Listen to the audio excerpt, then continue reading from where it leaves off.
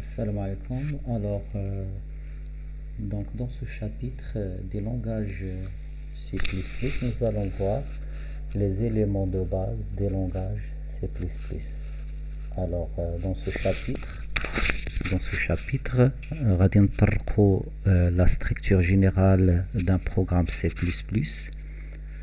Puis, nous allons voir les objets d'un programme C++, يعني كيفاش تنديروا pour déclarer les variables et les constantes. Et enfin, les types de données utilisés en langage C++. Et après, nous allons aborder la suite dans des prochaines vidéos. Alors, commençons par la structure générale d'un programme en langage C++. Alors, la structure générale d'un programme C++ se présente comme le suivant. Alors, au début, تنحدوا les directives ديال include à travers lesquelles تنطلبوا من le compilateur et charger les bibliothèques de fonctions contenant les instructions nécessaires les غادي نستعمل في le programme principal. Using namespace standard obligatoirement doit être mentionné dans votre programme car c'est elle qui ordonne le compilateur باش يدمج les instructions اللي كاين dans les bibliothèques de fonctions dans votre programme principal qui se résume dans la fonction main. Puis après, on a la section de déclaration des objets globaux, c'est-à-dire s'il y a des variables et des constantes que je dois utiliser n'importe où dans mon projet, à savoir, غادي نشوفوا plus loin في هذه la section تقدروا يكونوا عندي même d'autres sous-programmes. Alors, les objets que je déclare ici, تنقدر نستعملوا في les sous-programmes que je peux utiliser ici وكذلك في le programme principal اللي تتلخص في la fonction main. Puis, on a le programme principal. Donc, c'est le rôle de la fonction main. Donc, int main, c'est int, c'est le type de la fonction, main, c'est le nom, et il dispose de certains paramètres qui sont des variables locales. Ce sont des paramètres qui sont facultatifs pour nous. Alors, la fonction main, il contient le traitement ou bien le corps principal de notre programme, yani le traitement principal que nous voulons exécuter. Alors, il commence par une accolade ouvrante qui représente le début des traitements et à l'intérieur, je peux déclarer des objets locaux à main. Yani, s'il y a des constantes et des variables à utiliser à l'intérieur de main, je peux les déclarer à ce niveau-là. Puis, il y a les instructions de mon programme principal qui permet d'indiquer à l'ordinateur comment il doit passer des données initiales aux données de sortie. يعني الأوامر اللي تبينوا l'ordinateur كيفاش يمر من المعطيات الأولية للنتائج. Système pause qui indique à l'ordinateur de marquer une pause باش يمكن لنا نشوفوا le résultat de traitement et return exit success. Donc la fonction return signifie que nous demandons au compilateur d'envoyer la valeur 0 qui est représentée par le terme exit success, c'est la valeur 0, de renvoyer la valeur 0 à main. Comme ça, donc le système compte sur BNA, tout le traitement s'était bien passé. Donc puis, accolade fermante signifie fin du programme principal. Maintenant, nous allons passer à la déclaration des variables et des constantes dans un programme. يعني كيفاش نعلم l'ordinateur بالمعطيات المتغيرة والمعطيات الثابتة. Alors, commençons par les variables. Alors, un petit rappel concernant les variables. Alors, une variable, c'est-à-dire c'est une donnée dont la valeur ne peut être changée à l'intérieur d'un programme. Alors, en C++, donc les variables sont déclarées n'importe où dans le programme. Je suis obligatoirement connaître le début et dialogue.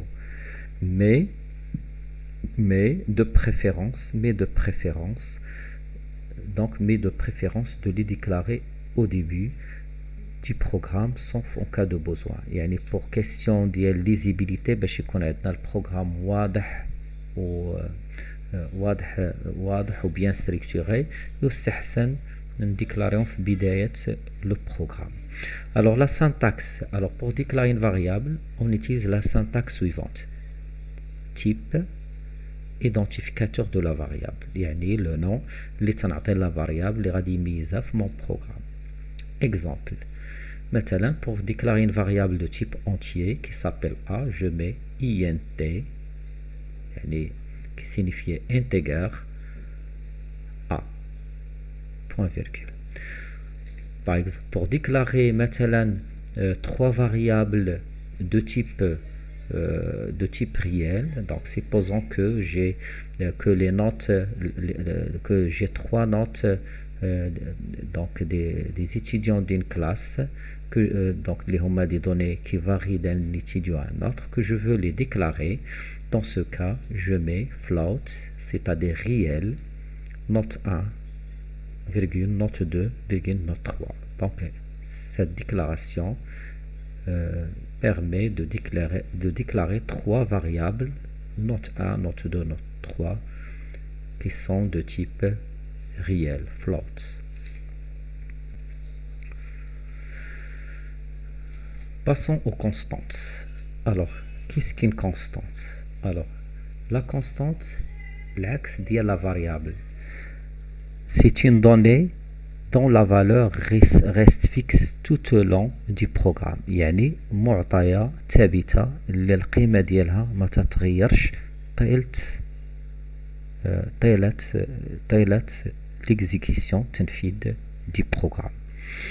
Alors, pour déclarer une constante, il existe deux méthodes en C++.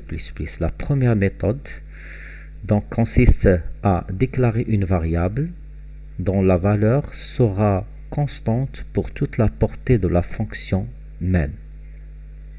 يعني الطريقة الأولى يعني تترجع la déclaration de l'ordinateur واحد المعطية ثابتة ولكن القيمة ديالها غتبقى ديما ثابتة tout long ديال le programme principal qui est la fonction main. Alors la syntaxe اللي تنستعملو في هاد la méthode est la suivante. Je mets const pour indiquer au compilateur que c'est une donnée qui va rester constante. Le type de valeur que va prendre, l'identificateur de la constante, le nom de la constante égale la valeur.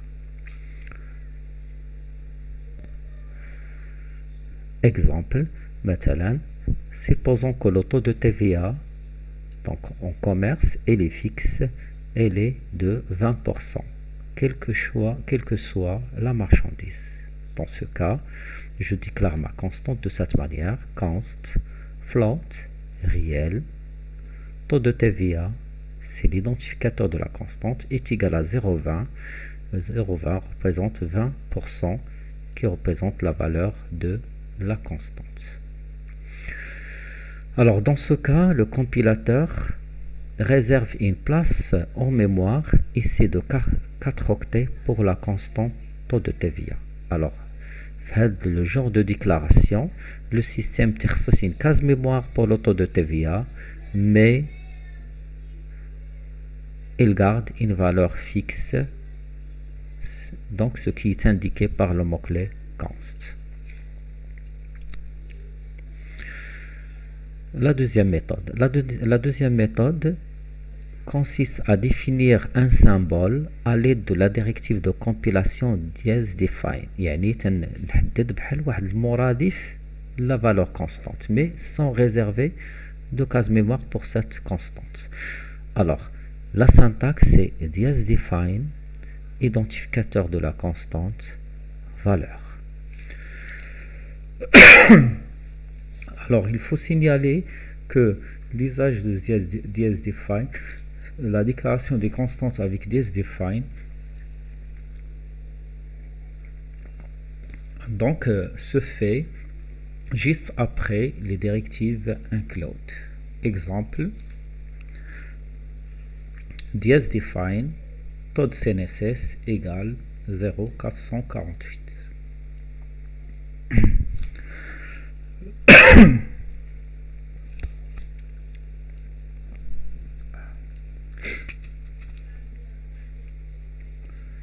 Alors passons au type de données. Alors, concernant les types de données, en C++, il existe deux catégories de types de données. Il y a les entiers et les réels. Commençons par les types entiers. Alors, en C++, il faut savoir qu'il existe plusieurs types entiers. Il y a int, qui correspond au type entier standard. Alors, ce type réserve des cases mémoire de 4 octets. L'autre type qui est insigné d'int, qui sert à déclarer seulement les variables, les tiers que des valeurs positives, alors c'est correspond au type entier non signé. Pour ce type réserve des cases mémoire de 4 octets. Il y a le type chert, c'est anti-court pour les variables entiers relatifs, les types soit positifs de des valeurs soit positifs ou négatifs, et le système tierces pour les variables déclarées avec ce type des cases mémoire de 2 octets. Il y a un signe de chert, c'est anti-court, c'est pour les variables qui de petites variations qui prend des valeurs qui sont tous positifs, et le système il réserve 2 octets.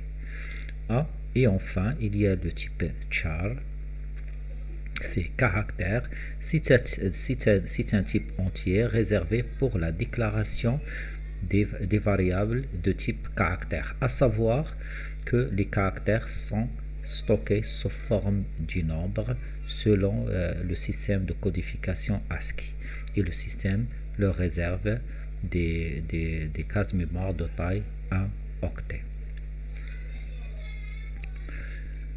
Et enfin, l'autre type numérique, c'est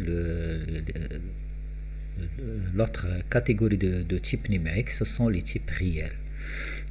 Alors, en C++, il faut distinguer deux types de réels. Il y a le type float, c'est signifié réel simple. Alors, c'est pour les